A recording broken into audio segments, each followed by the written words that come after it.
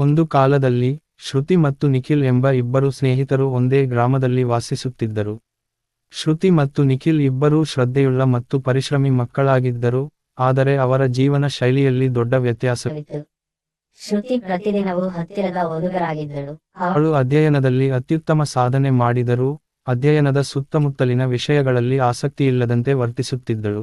ಅವಳಿಗೆ ನಿತ್ಯದ ಪಾಠ ಮತ್ತು ತಯಾರಿಯ ಮೇಲೆ ಬಹಳಷ್ಟು ಒತ್ತಡವಿತ್ತು, ಆದರೆ ಅಂತಹವು ತನ್ನ ಒತ್ತಡ ಮತ್ತು ನಿರಾಕರಣೆಯೊಂದಿಗೆ ಜೀವನವನ್ನು ಸಾಗಿಸುತ್ತಿದ್ದಳು. ಆಗ ನಿಖಿಲ್ ತನ್ನ ಸಮಯವನ್ನು ನಿಖರವಾಗಿ ಯೋಜಿಸುತ್ತಾ, ಎಲ್ಲದಕ್ಕೂ ಆಸಕ್ತಿಯುತವಾಗಿದೆ. ಅಧ್ಯಯನದ ಜೊತೆಗೆ ನಿಖಿಲ್ ಸಮುದಾಯ ಸೇವೆ, ಕ್ರೀಡೆಗಳು ಮತ್ತು ಇತರ ಚಟುವಟಿಕೆಗಳಲ್ಲಿ ತೊಡಗುತ್ತಿದ್ದನು. ಅವನು ತನ್ನ ಸಮಯವನ್ನು ಸುಸ್ಥಿತಿಯಾಗಿ ವಿನಿಯೋಗಿಸುತ್ತಿದ್ದನು ಮತ್ತು ಎಲ್ಲ ಕಾರ್ಯಗಳಲ್ಲಿ ಉತ್ಸಾಹದಿಂದ ಮುಂದುವರಿಸುತ್ತಿದ್ದನು. ಒಂದು ದಿನ ಗ್ರಾಮದಲ್ಲಿ ಶಾಲಾ ಸಭೆಯು ನಡೆಯಿತು. ಶ್ರುತಿ ಮತ್ತು ನಿಖಿಲ್ ಇಬ್ಬರೂ ಪರೀಕ್ಷೆಯುಮುಖ್ಯವಾದ ಪ್ರಸ್ತುತಿಯಲ್ಲಿ ಭಾಗವಹಿಸಿದರು.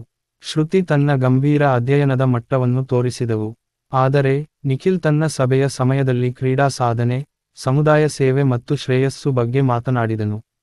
ಆದರೆ ಸಭೆಯ ನಂತರ ಶ್ರುತಿ ಹತ್ತಿರದ ಶ್ರೇಣಿಯ ತಾನು ಹೇಗೆ ಸಾಧನೆ ಮಾಡಿದನು ಎಂಬುದರಲ್ಲಿ ಹೆಚ್ಚಿನ ಆಲೋಚನೆ ಮಾಡಲು ನಿರ್ಧಾರ ಮಾಡಿತು. ನಿಖಿಲ್ ತನ್ನ ಸಮಯವನ್ನು ಸಂಯೋಜನೆಯೊಂದಿಗೆ ಮತ್ತು ಎಲ್ಲಾ ಆಯಾಮಗಳಲ್ಲಿ ತಂತ್ರಜ್ಞಾನವನ್ನು ಬಳಸುವುದರ ಮೂಲಕ ಯಶಸ್ಸು ಸಾಧಿಸಿದ್ದನು. ಶ್ರುತಿ ಮತ್ತು ನಿಖಿಲ್ ಅವರ ಕಾದಂಬರಿ ಮತ್ತು ಉಪದೇಶಕ್ಕೆ ಅವರು ತಾನು ಹೊಸ ಶ್ರದ್ಧೆಯನ್ನು ಪಡೆಯುವುದರಲ್ಲಿ ಚಿಂತನೆಗಳನ್ನು ಹೊಂದಿದರು.